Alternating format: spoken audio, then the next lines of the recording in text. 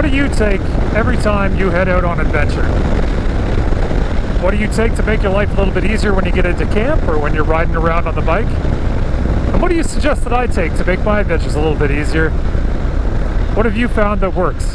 What are your 3 takes, Island Riders?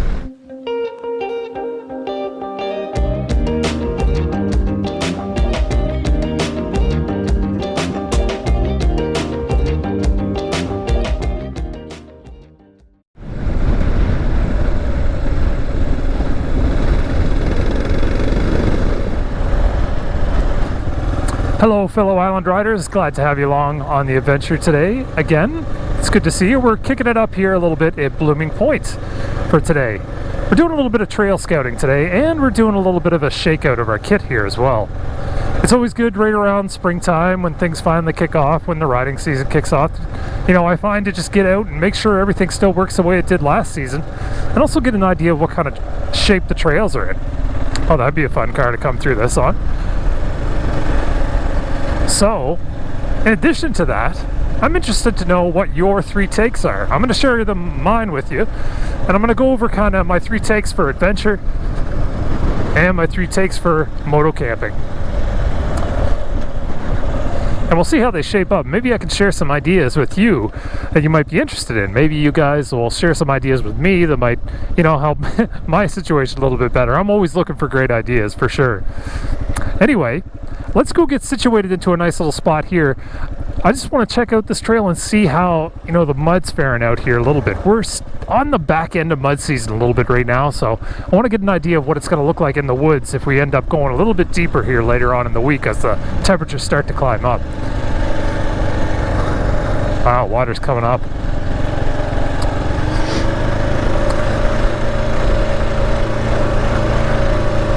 All right. And we got a cool spot up front here. Yeah, Blooming Point is a nice little hidden gem in Prince Edward Island. It's got a beautiful beach.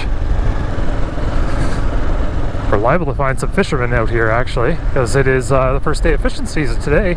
I'm going to head out this weekend, see about catching some trout. Ah, beautiful. Awesome.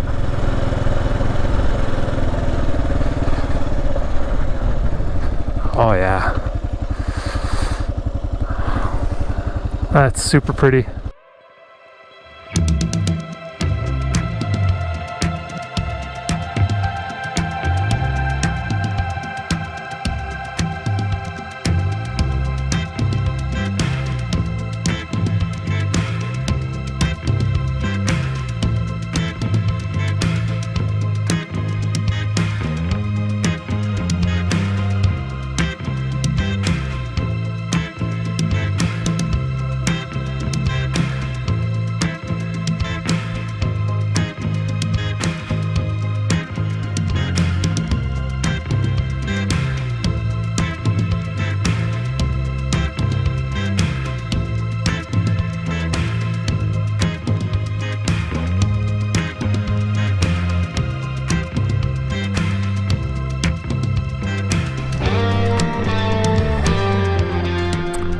So yeah, I won't belabor this too much and draw this all out. I'll just get right to it.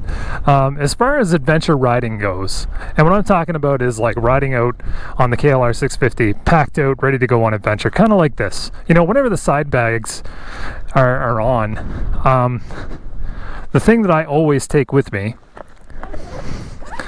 is going to be my first aid kit. I don't know if a lot of you fellow island riders keep a first aid kit on you when you're out riding, but I do. And I try to keep this one, like if it's on a longer ride, I strap it onto the side there. I did that when we went into the Blackwood. But the idea is that if I keep a bag that's got the basic first aid kit in it, and the way I set this up is I just go out and I buy like a first aid kit, and I just inject it in there and I put it in a Ziploc bag so it's waterproof, and then I have it marked. So if first responders or if someone on the side of the road catches me on the side of the road, crashed, crippled, and unresponsive and unconscious, they'll see this bag and they'll know they'll go to it regardless if they have one in their car or not. So it's something I usually take every time that I throw the saddlebags on. If I don't have the saddlebags on, you know, I'm not going very far. So that's basically something that I take like I say, every time. Something that I take to make my life a little bit easier on the bike would be glove liners. Ta-da! Yeah, just these North Face thermal glove liners. They do really, really good. If you can find a good base layer that you can layer on another set of gloves on that doesn't like incapacitate your ability to do fine motor skills, then that's really like key, because then you can layer up and layer down depending on how hot things get. Like I can tell that a lot of you understand how hot things can get once you get into some deep rigorous trails. So before we head back on the road, take my advice. This is my third take. If you're a new rider, if you're a beginner rider and you're looking to get a set of ride gear, some pants and a jacket that won't break the bank, check out the HWK riding gear set, HWK. This is incredible. I can't believe how good this riding gear is for the price. Anyway, let's get back out and do some more scouting. There's a couple areas I want to hit before we head back home tonight.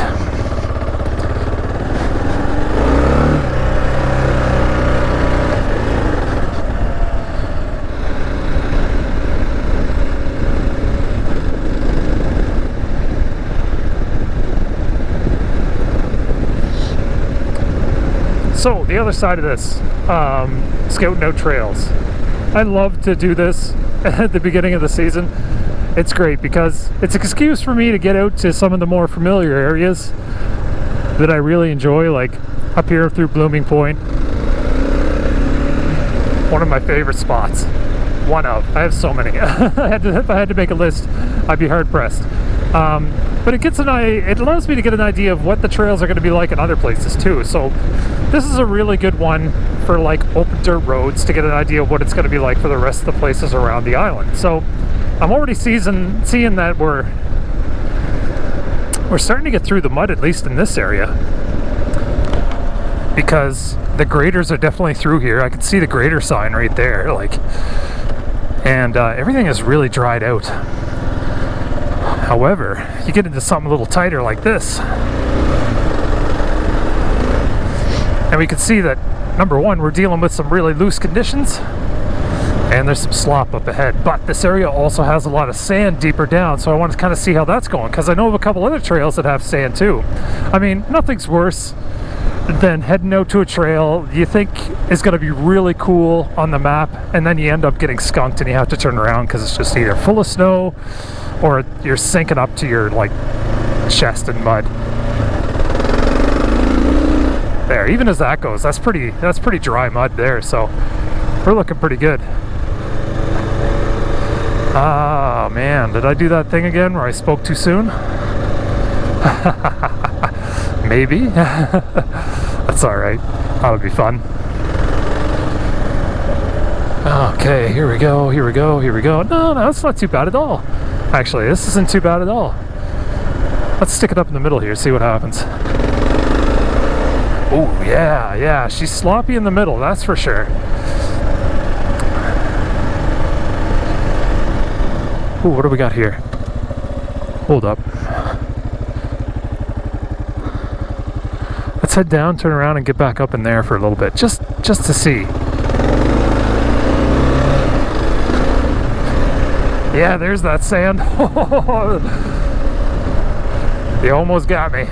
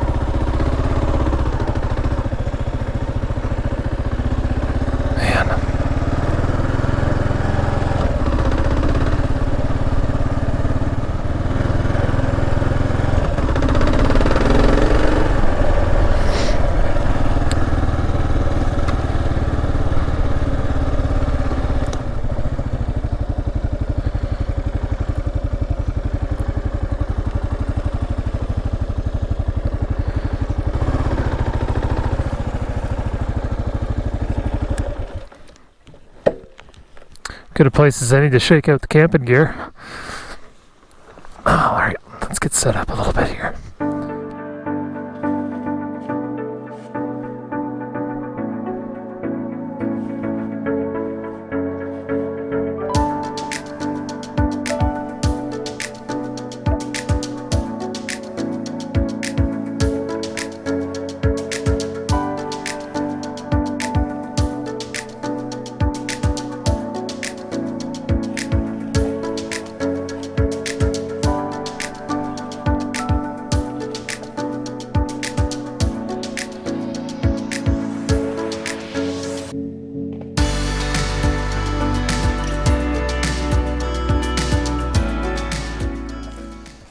All right, well, the hammock is looking pretty good. The sleeping bag is still a sleeping bag, so I can't complain there, right? Everything went up just the way it should, so it's good. But you never know, when you get this thing set up, you might open up all the camping gear and find out that a whole bunch of mice have been living in it for like the longest time. So it's always good to get it out there and shake it out a little bit. Now, back to the 3 takes. What do I take every single time? Every single time I go out camping, I take a bed mat. Every time, man. I've talked about this in previous videos, but one of these is great. It's incredible, and you have to, I just feel like it's kit that you need to bring because it gives you that separation that your body needs from the elements, especially in the back around the kidneys where you lose a lot of heat. So this is a little bit of a corrugated type foam situation that I have going on here. And I talked about earlier when we did Into the Blackwood in our little kit review there, that these little pockets, these little perforations or corrugations or whatever you want to call them, they hold a little bit of air in them. So you not only get the insulating factor of this foam, but you also get a little bit of that air too. And even though this is quite a bit thin, and it is an inflatable, it's not an inflatable, I like it because it crunches right down. It gives you a lot of good thermal protection. And it's great for the hammock. I mean, you got to have one underneath you for the hammock. The hammock, you're 360 degrees exposed in the back. So it's really good to get something like that going.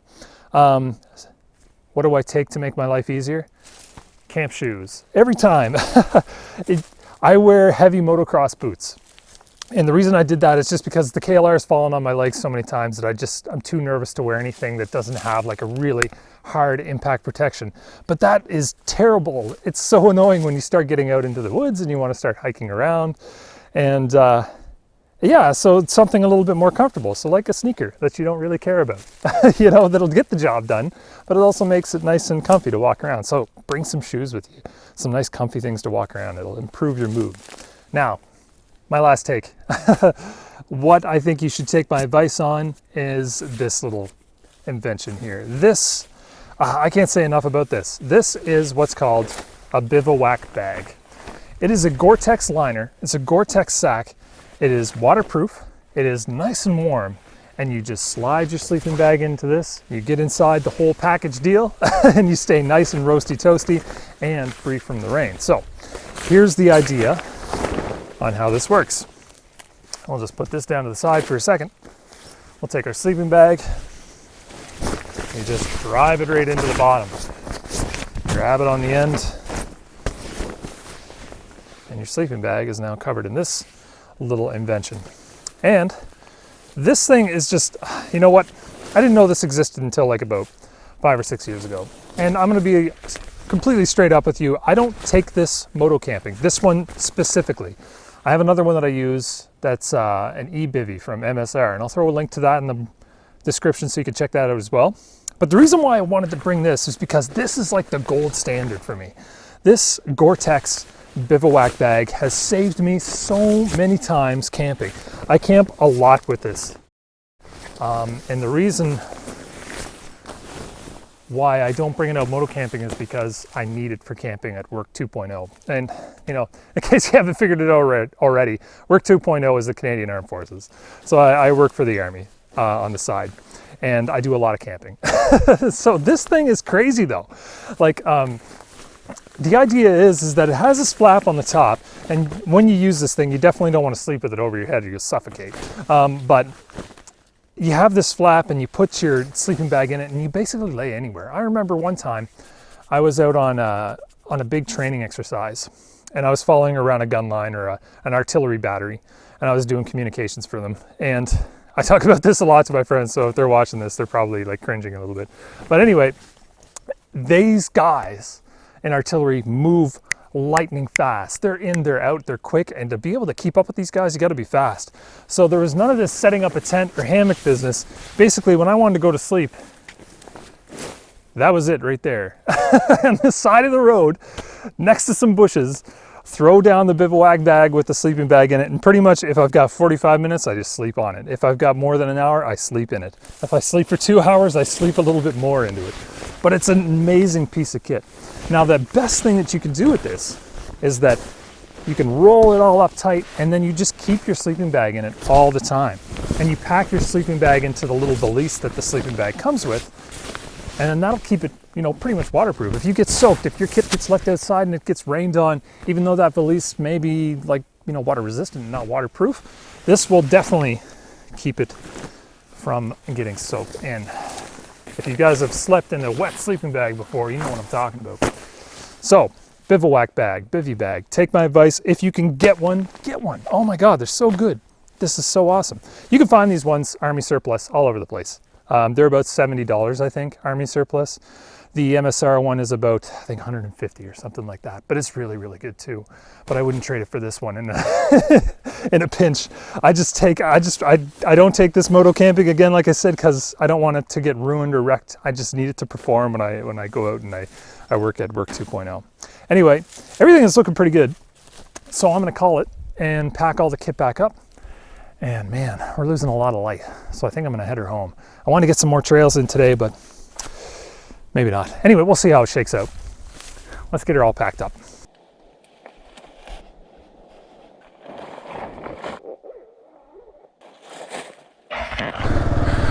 All right, let's make our way out of here. Do a little bit more exploring and maybe, and then take off. What do you guys think?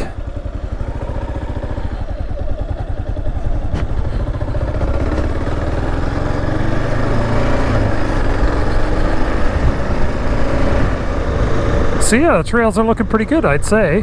Oh, sand.